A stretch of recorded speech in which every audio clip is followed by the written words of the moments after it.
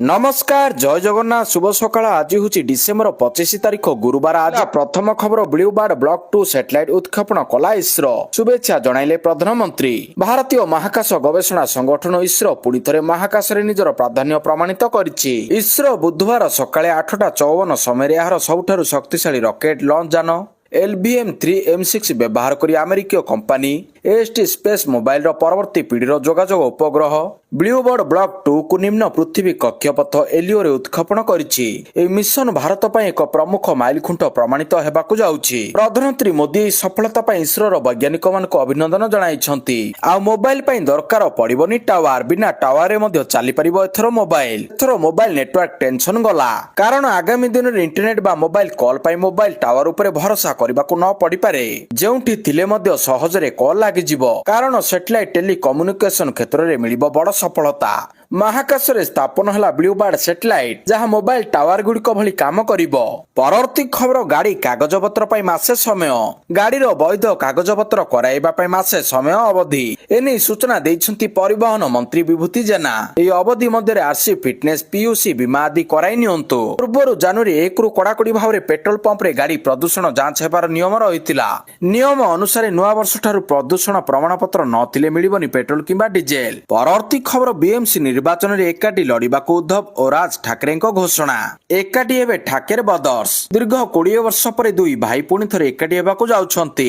दुई भाई को दुई दल एबे मेंट गठन करी निर्वाचन लड़िबाकू मन स्थिर करिसंती। मिलिथिबा सूचना अनुसार महाराष्ट्र स्थानीय निर्वाचन रे शोचनीय पराजय पर विरोधी दल गुड़िक बीएमसी निर्वाचन रे सक्रिय हो उठिसंती। आ या सहित उद्धव ठाकरे नेतृत्वाधीन शिवसेना यूबीटी एवं राज ठाकरे महाराष्ट्र नवनिर्माण सेना बीएमसी समेत महाराष्ट्र 29 नगर निगम रे एकाठी होई निर्वाचन लड़िबाकू मन स्थिर करिसंती। परवर्ती खबर वैष्णो देवी दर्शन पाई नुआ नियम नूतन वर्ष रे लोकमाने प्रायतः वैष्णो देवी दर्शन करबाकू जाआंती। एहा द्वारा मंदिर रे भक्तक प्रबल भीड़ बढ़िताए। एथिपाई मंदिर बोर्ड पक्षरु यात्रा नियम को कड़ाकड़ी करा जायछि। नूतन परिवर्तन गुड़िकर एक समय सीमा अंतर्भुक्त होइछि। भक्त माने एबे सेमानकर रेडियो फ्रिक्वेंसी आइडेंटिफिकेशन कार्ड पाइबार 10 घंटा मध्यरे सेमानकर यात्रा आरंभ करबाकू पड़िबो। एहा व्यतीत दर्शनर 24 घंटा मध्यरे सेमानकू कटरा बेस कैंप को फेरिबाकू पड़िबो। श्रीमाता वैष्णो देवी मंदिर बोर्ड भीड़ नियंत्रण करिबा पई नूतन समय सीमा लागू करिछि। बोर्ड मंदिर आरोहण एवं अवतरण पई नियम को कड़ाकड़ी करिछि। परवर्ती खबर भारतीयों को क्रोध आगरे मुंड नुआइला बांग्लादेश रो यूनिट सरकार। दीपू दासक परिवार को भेटिले मंत्री। बांग्लादेश रे हिंसा मध्यरे दीपू दास नामक जने हिंदू व्यक्ति को निर्मम भाव रे हत्या करा जायतिला।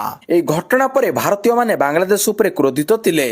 दिल्ली समेत अनेक स्थान रे प्रतिवाद करा जायतिला। भारत सरकार मध्य बांग्लादेश सहित एक दृढ़ प्रतिवाद जणाइथिले। ए क्रोधर प्रभाव देखाजिबा आरंभ होइछि। बांग्लादेश रो मध्यवर्तीकालीन सरकार हार मानिबाकू बाध्य होइछि। शिक्षा मंत्री सीआर अबरार मंगलवार दिन दीपूंक परिवार सहित साक्षात करथिले। बांग्लादेश सरकार को मुख्य परामर्शदाता मोहम्मद यूनुस को कार्यालय इंस्टाग्राम रे सूचना पोस्ट करिछि। परवर्ती खबर भारत विपक्ष दिनिकिया एवं टी20 सीरीज पर स्क्वाड घोषणा कला न्यूजीलैंड क्रिकेट आसंता मासरे भारत गस्त पर तार दिनिकिया एवं टी20 दल घोषणा करिछि। एई गस्त जनवरी 11 तारिख रे बदोदरा रे 3 मैच विशिष्ट दिनिकिया सीरीज सहित आरंभ हेबो। एहा परे जनवरी 21 तारिख रु नागपुर रे 5 मैच विशिष्ट टी20 सीरीज खेला जिवो।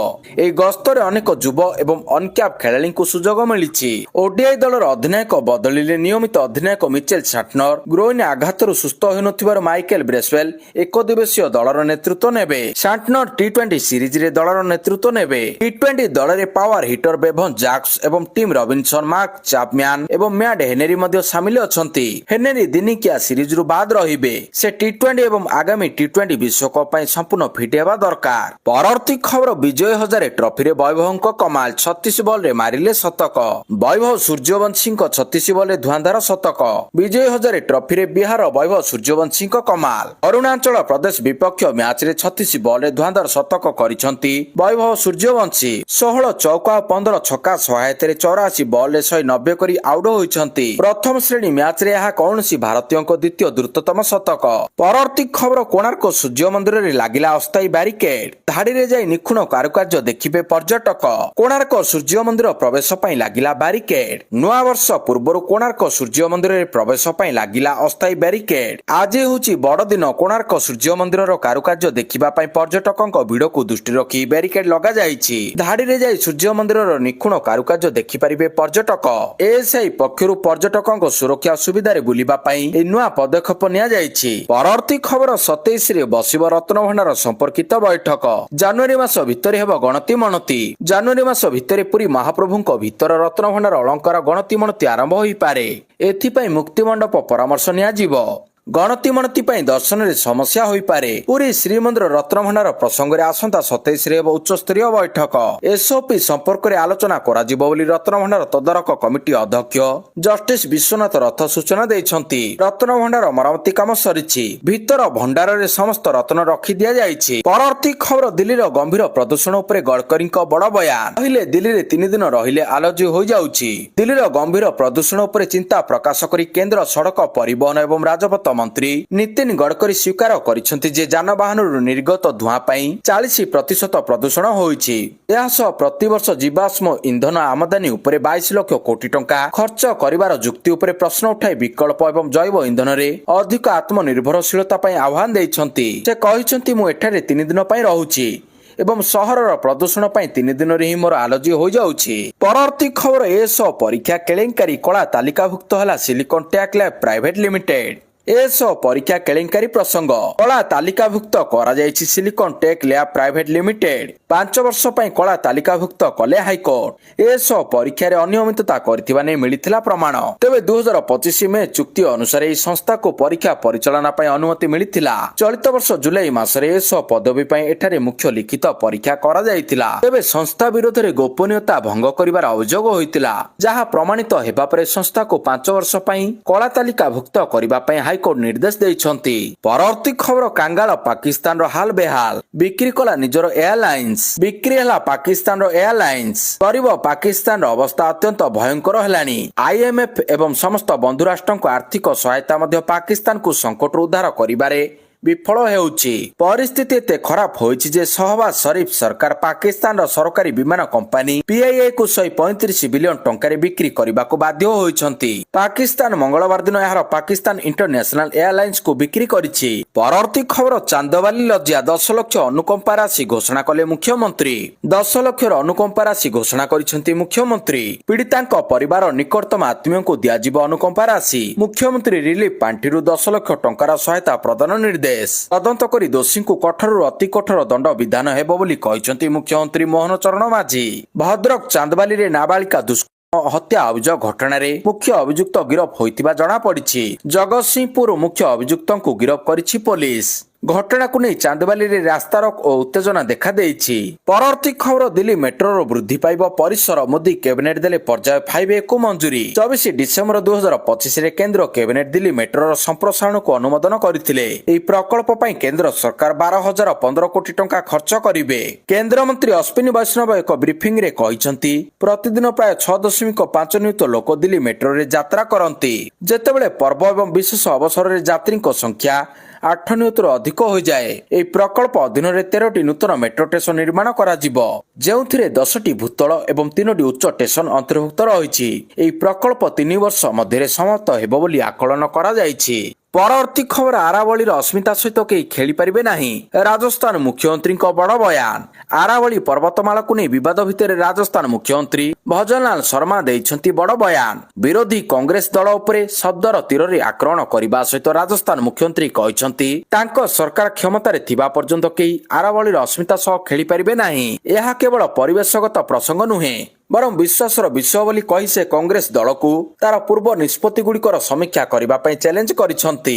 ପରବର୍ତ୍ତୀ ଖବର କୋଟିଆ ପ୍ରବେଶ ହେଲେ ବନ୍ଧା ହେବେ ଆନ୍ଧ୍ର ଅଧିକାରୀ। କୋଟିଆକୁ ପ୍ରବେଶ କଲେ ବନ୍ଧା ହେବେ ଆନ୍ଧ୍ର ଅଧିକାରୀ, ଏପରି ଚେତାବନୀ ଦେଇଛନ୍ତି ରାଜସ୍ୱ ମନ୍ତ୍ରୀ ସୁରେଶ ପୂଜାରୀ। କୋଟିଆକୁ ନେଇ ଉଚ୍ଚସ୍ତରୀୟ ବୈଠକ ପରେ ଏପରି କହିଛନ୍ତି ରାଜସ୍ୱ ମନ୍ତ୍ରୀ। ଆନ୍ଧ୍ରର ଲୋକ କୋଟିଆକୁ ବୁଲିବାକୁ ଆସିପାରିବେ, କିନ୍ତୁ କୋଟିଆବାସୀଙ୍କୁ ପ୍ରଲୋଭିତ କଲେ କି ଲିଫ୍ଟଲେଟ୍ ବାଣ୍ଟିଲେ କାର୍ଯ୍ୟାନୁଷ୍ଠାନ। ଓଡ଼ିଶା କୋଟିଆର ମା, ଆନ୍ଧ୍ର ହେଉଛି ମାଉସୀ। ମା ବଞ୍ଚିଥିବା ପର୍ଯ୍ୟନ୍ତ ମାଉସୀର ଆବଶ୍ୟକତା ନାହିଁ ବୋଲି କହିଛନ୍ତି ସୁରେଶ ପୂଜାରୀ। ପରବର୍ତ୍ତୀ ଖବର ନାବାଳିକାକୁ ହତ୍ୟା ଘଟଣା। ଆଜି 6 ଘଣ୍ଟିଆ ଚାନ୍ଦବାଲି ବନ୍ଦ। ଆଜି ବିଜେଡି ଓ କଂଗ୍ରେସର 6 ଘଣ୍ଟିଆ ଚାନ୍ଦବାଲି ବନ୍ଦ ଡାକରା। ଚାନ୍ଦବାଲିରେ ଜଣେ ନାବାଳିକାକୁ ହତ୍ୟା ଘଟଣା ପ୍ରତିବାଦରେ ଆଜି ଚାନ୍ଦବାଲି ବନ୍ଦ ଡାକରା ଦେଇଛି ବିଜେଡି ଓ କଂଗ୍ରେସ। ଏକ ସାମ୍ବାଦିକ ସମ୍ମିଳନୀରେ ଏହି ସୂଚନା ଦେଇଛନ୍ତି ବିଜେଡି ଓ କଂଗ୍ରେସ ନେତା। ଆଜି ସକାଳ 6ଟାରୁ ମଧ୍ୟାହ୍ନ 12ଟା ଯାଏଁ ଚାନ୍ଦବାଲି ବନ୍ଦ ଡାକରା ଦିଆଯାଇଛି। ପରବର୍ତ୍ତୀ ଖବର ଅନୁଗର୍ଗ ନୂଆ ମୁଖ୍ୟ ଶାସନ ସଚିବ। ଅନୁଗର୍ଗ ନୂଆ ମୁଖ୍ୟ ଶାସନ ସଚିବ। ଓଡ଼ିଶାର ପ୍ରଥମ ମହିଳା ମୁଖ୍ୟ ଶାସନ ସଚିବ ହେଲେ ଅନୁଗର୍ଗ। ଉନ୍ନୟନ କମିଶନର ଦାୟିତ୍ୱ ତୁଲାଉଥିଲେ ଅନୁଗର୍ଗ। ମନୋଜ ଆହୁଜାଙ୍କ କାର୍ଯ୍ୟକାଳ ଡିସେମ୍ବର 31ରେ ସରୁଛି। ସାଧାରଣ ପ୍ରଶାସନ ବିଭାଗ ପକ୍ଷରୁ ବିଜ୍ଞପ୍ତି ପ୍ରକାଶ ପାଇଛି। ପରବର୍ତ୍ତୀ ଖବର ଅନ୍ତଃ ମନ୍ତ୍ରିସ୍ତରୀୟ କମିଟିର ଖରିଫ 2025-26 ଧାନ ସଂଗ୍ରହ ସମୀକ୍ଷା। ଉପମୁଖ୍ୟମନ୍ତ୍ରୀ ତଥା କୃଷି ଓ କୃଷକ ସଶକ୍ତିକରଣ ଏବଂ ଶକ୍ତି ମନ୍ତ୍ରୀଙ୍କ ଅଧ୍ୟକ୍ଷତାରେ ଅନ୍ତଃ ମନ୍ତ୍ରିସ୍ତରୀୟ କମିଟି ଖରିଫ 2025-26 ଧାନ ସଂଗ୍ରହର ସମୀକ୍ଷା କରିଛନ୍ତି। ଚାଷୀଙ୍କୁ ଧାନ ସଂଗ୍ରହ ପ୍ରକ୍ରିୟାରେ ସହଯୋଗ କରିବା ଓ ସେମାନଙ୍କ ସମସ୍ୟାର ତ୍ୱରିତ ସମାଧାନ କରିବା ପାଇଁ ଅଧିକାରୀମାନଙ୍କୁ ଉପମୁଖ୍ୟମନ୍ତ୍ରୀ କଡ଼ାକଡ଼ି ନିର୍ଦ୍ଦେଶ ଦେଇଛନ୍ତି। ଏହି ପ୍ରକ୍ରିୟାରେ ନିୟୋଜିତ ବିଭାଗୀୟ ଅଧିକାରୀଙ୍କୁ ମଣ୍ଡିଗୁଡ଼ିକୁ ନିୟମିତ ଭାବରେ ପରିଦର୍ଶନ କରିବାକୁ ବୈଠକରେ ପରାମର୍ଶ ଦିଆଯାଇଛି। ସମ୍ପ୍ରତି ରାଜ୍ୟରେ ଖରିଫ ଧାନ ସଂଗ୍ରହ ଜାରି ରହିଛି। ଅଦ୍ୟାବଧି ରାଜ୍ୟର 11 ଗୋଟି ଜିଲ୍ଲାରେ ମଣ୍ଡି ଦ୍ୱାରା ସଂଗ୍ରହ ଆରମ୍ଭ ହୋଇସାରିଲାଣି। ଏଗୁଡ଼ିକ ମଧ୍ୟରୁ ବରଗଡ଼, ବଲାଙ୍ଗୀର, ବୌଦ୍ଧ, ଝାରସୁଗୁଡ଼ା, କଳାହାଣ୍ଡି, କୋରାପୁଟ, ନବରଙ୍ଗପୁର, ନୂଆପଡ଼ା, ସମ୍ବଲପୁର, ସୁବର୍ଣ୍ଣପୁର ଓ ସୁନ୍ଦରଗଡ଼ ରହିଛି। ପରବର୍ତ୍ତୀ ଖବର ଓଡ଼ିଶା ହାଇକୋର୍ଟରେ ଶୀତକାଳୀନ ଛୁଟି ଘୋଷଣା। ଓଡ଼ିଶା ହାଇକୋର୍ଟରେ ଶୀତକାଳୀନ ଛୁଟି ଘୋଷଣା ହୋଇଛି। ଓଡ଼ିଶା ହାଇକୋର୍ଟଙ୍କ ପକ୍ଷରୁ ଡିସେମ୍ବର 25 ତାରିଖରୁ ଶୀତକାଳୀନ ଛୁଟି ଘୋଷଣା କରାଯାଇଛି। ଫଳରେ ବୁଧବାର ନିୟମିତ କୋର୍ଟ ଅଧିବେଶନରେ ଶେଷ କାର୍ଯ୍ୟ ଦିବସ ରହିଛି। 5 ଜାନୁଆରୀ 2026 ସୋମବାର ଠାରୁ କୋର୍ଟ ପୂର୍ଣ୍ଣାଙ୍ଗ ଭାବରେ କାର୍ଯ୍ୟ ଆରମ୍ଭ କରିବେ। ଜାରି ହୋଇଥିବା ଏକ ବିଜ୍ଞପ୍ତିରେ ହାଇକୋର୍ଟ 2 ଜାନୁଆରୀ 2026 ଶୁକ୍ରବାରକୁ ଏକ ସ୍ୱତନ୍ତ୍ର ଛୁଟି ଦିନ ଭାବରେ ଘୋଷଣା କରିଛନ୍ତି। ଏହା ବଦଳରେ କୋର୍ଟ 6 ମାର୍ଚ୍ଚ 2026 ଶନିବାର ଦିନ କାର୍ଯ୍ୟ କରିବେ। ପରବର୍ତ୍ତୀ ଖବର ଚୌକା ଛକା ମାରି ରେକର୍ଡ କଲେ କିଙ୍ଗ କୋହଲି। ଗୋଟିଏ ପଟେ କିଙ୍ଗ କୋହଲି ଓ ଅନ୍ୟପଟେ ହିଟମ୍ୟାନ ରୋହିତ ଶର୍ମା ଦମଦାର ଶତକ ପାଳି ଖେଳିଛନ୍ତି। ଦୁଇ ଜଣ ଅଲଗା ଅଲଗା ଦଳ ପାଇଁ ଖେଳୁଛନ୍ତି ସତ, ମାତ୍ର ତାଙ୍କର ଏହି ଦମଦାର ଶତକ ଉଭୟଙ୍କର ଫିଟନେସର ପ୍ରମାଣ ପ୍ରଦାନ କରିଛି। ମାତ୍ର 1 ରନ୍ କରି କୋହଲି ରେକର୍ଡ କରିଛନ୍ତି। ଅନେକ ଦିନର ସମାଲୋଚନାର ଜବାବ ଦେଉଛନ୍ତି ରୋହିତ କୋହଲି। ଭାରତର ଘରୋଇ ଏକ ଦିବସୀୟ ଟୁର୍ଣ୍ଣାମେଣ୍ଟ ବିଜୟ ହଜାରେ ଟ୍ରଫିରେ ଅନେକ ସୁପରଷ୍ଟାର ଖେଳାଳି ଅଛନ୍ତି। ଦିଲ୍ଲୀ ପାଇଁ ଖେଳୁଥିବା ବିରାଟ କୋହଲି 83 ବଲରେ ଶତକ ହାସଲ କରିଥିଲେ। ଆନ୍ଧ୍ର ବିପକ୍ଷରେ 299 ରନ୍ର ଟାର୍ଗେଟ ପିଛା କରୁଥିବା ଏହି ଚେଜ ମାଷ୍ଟର 9ଟି ଚୌକା ଏବଂ 3ଟି ଛକା ସାହାଯ୍ୟରେ ତାଙ୍କର ଶତକ ପୂରଣ କରିଛନ୍ତି। ସିକିମ ବିପକ୍ଷରେ ମୁମ୍ବାଇ ପାଇଁ 237 ରନ୍ର ଟାର୍ଗେଟ ପିଛା କରୁଥିବା ରୋହିତ ଶର୍ମା 71 ବଲରେ ତାଙ୍କର ଶତକ ପୂରଣ କରିଛନ୍ତି। ରୋହିତ ମାତ୍ର 94 ବଲରେ 155 ରନ୍ର ଏକ ଧମାକାଦାର ଇନିଂସ ଖେଳିଥିଲେ, ଯେଉଁଥିରେ 18ଟି ଚୌକା ଏବଂ 9ଟି ଛକା ଥିଲା। ପରବର୍ତ୍ତୀ ଖବର ବରଗଡ଼ ଧନୁଯାତ୍ରା ପାଇଁ ଶୁଭେଚ୍ଛା ଜଣାଇଲେ ରାଷ୍ଟ୍ରପତି ଦ୍ରୌପଦୀ ମୁର୍ମୁ। ବୃହତ ମୁକ୍ତାକାଶ ରଙ୍ଗମଞ୍ଚ ବରଗଡ଼ ଧନୁଯାତ୍ରା ମହୋତ୍ସବ ଆରମ୍ଭ ହୋଇଛି। ସନ୍ଧ୍ୟା 7ଟାରେ ମହୋତ୍ସବର ଉଦ୍ଘାଟନୀ ସମାରୋହ ହୋଇଛି। ମହୋତ୍ସବକୁ ନେଇ ରାଷ୍ଟ୍ରପତି Droupadi Murmu social media account ଏକ୍ସରେ ଶୁଭେଚ୍ଛା ଜଣାଇଛନ୍ତି। ଶୁଭେଚ୍ଛା ଜଣାଇ ରାଷ୍ଟ୍ରପତି କହିଛନ୍ତି, ବରଗଡ଼ର ସୁପ୍ରସିଦ୍ଧ ଧନୁଯାତ୍ରା ଶୁଭ ଅବସରରେ ମୁଁ ଦେଶବାସୀଙ୍କୁ ବିଶେଷ କରି ଓଡ଼ିଶାବାସୀଙ୍କୁ ହାର୍ଦ୍ଦିକ ଅଭିନନ୍ଦନ ଜଣାଉଛି। ବିଶାଳ ମୁକ୍ତାକାଶ ରଙ୍ଗମଞ୍ଚର ଅନନ୍ୟ ପରମ୍ପରା ଏହି ମହୋତ୍ସବକୁ ଦେଶ ବିଦେଶରେ ଏକ ସ୍ୱତନ୍ତ୍ର ପରିଚୟ ପ୍ରଦାନ କରିଛି। ମୁଁ ଆଶା କରୁଛି ପୌରାଣିକ କଥାବସ୍ତୁର ଜୀବନ୍ତ ଉପସ୍ଥାପନା ମାଧ୍ୟମରେ ସମାଜରେ ଆଧ୍ୟାତ୍ମିକ ଚେତନା ଓ ସାଂସ୍କୃତିକ ଗୌରବ ଆହୁରି ପରିପୁଷ୍ଟ ହେବ। ମୁଁ ଏହି ବର୍ଣ୍ଣାଢ୍ୟ ଯାତ୍ରାର ସଫଳ ଆୟୋଜନ ନିମନ୍ତେ ଶୁଭେଚ୍ଛା ଜଣାଉଛି। ପରବର୍ତ୍ତୀ ଖବର ବାଜପେୟୀଙ୍କ 101ତମ ଜନ୍ମ ବାର୍ଷିକୀ ଅବସରରେ ଆଜି ରାଷ୍ଟ୍ର ପ୍ରେରଣା ସ୍ଥଳକୁ ଉଦ୍ଘାଟନ କରିବେ ପ୍ରଧାନମନ୍ତ୍ରୀ। ପୂର୍ବତନ ପ୍ରଧାନମନ୍ତ୍ରୀ ଭାରତ ରତ୍ନ ଅଟଳ ବିହାରୀ ବାଜପେୟୀଙ୍କ 101ତମ ଜନ୍ମ ବାର୍ଷିକୀ ଅବସରରେ ଆଜି ଉତ୍ତରପ୍ରଦେଶର ଲକ୍ଷ୍ନୌଠାରେ ରାଷ୍ଟ୍ର ପ୍ରେରଣା ସ୍ଥଳକୁ ପ୍ରଧାନମନ୍ତ୍ରୀ ନରେନ୍ଦ୍ର ମୋଦି ଉଦ୍ଘାଟନ କରିବେ। ଏହି ସ୍ଥଳକୁ ଏକ ଐତିହାସିକ ଜାତୀୟ ସ୍ମାରକୀ ଏବଂ ନିରନ୍ତର ଜାତୀୟ ମହତ୍ୱର ପ୍ରେରଣାଦାୟକ ଭାବରେ ବିକଶିତ କରାଯାଇଛି। 65 ଏକର ପରିବ୍ୟାପ୍ତି ଏହି ସ୍ଥଳୀ ନିର୍ମାଣ ପାଇଁ ପ୍ରାୟ 230 କୋଟି ଟଙ୍କା ଖର୍ଚ୍ଚ କରାଯାଇଛି। ପରବର୍ତ୍ତୀ ଖବର ବିକଶିତ ଭାରତ ଜିରାମଜି ଯୋଜନା ଅଧୀନରେ କେନ୍ଦ୍ରର ଅବଦାନ 95,000 କୋଟି ଟଙ୍କାକୁ ବୃଦ୍ଧି। କୃଷି ଓ କୃଷକ କଲ୍ୟାଣ ମନ୍ତ୍ରୀ ଶିବରାଜ ସିଂ ଚୌହାନ କହିଛନ୍ତି, ବିକଶିତ ଭାରତ ଜିରାମଜି ଯୋଜନା ଅଧୀନରେ କେନ୍ଦ୍ରର ଅବଦାନ 95,000 କୋଟି ଟଙ୍କାକୁ ବୃଦ୍ଧି କରାଯାଇଛି। ମନରେଗା ଯୋଜନା ଅଧୀନରେ ଏହା 86,000 କୋଟି ଟଙ୍କା ରହିଥିଲା। ଗ୍ରାମୀଣ ନିଯୁକ୍ତି କ୍ଷେତ୍ର ପାଇଁ ସରକାରଙ୍କ ନିରନ୍ତର ପ୍ରୟାସ ସମର୍ଥନକୁ ଏହା ପ୍ରତିପାଦନ କରୁଛି ବୋଲି ସେ କହିଛନ୍ତି। ଏକ ଇଂରାଜୀ ଦୈନିକ ପତ୍ରିକାରେ ଲେଖା ପ୍ରକାଶ କରି ଶ୍ରୀ ଚୌହାନ କହିଛନ୍ତି, ବିକଶିତ ଭାରତ ଜିରାମଜି ଆଇନ 2025 ନିଶ୍ଚିତ ନିଯୁକ୍ତି 125 ଦିନକୁ ବୃଦ୍ଧି କରିଛି।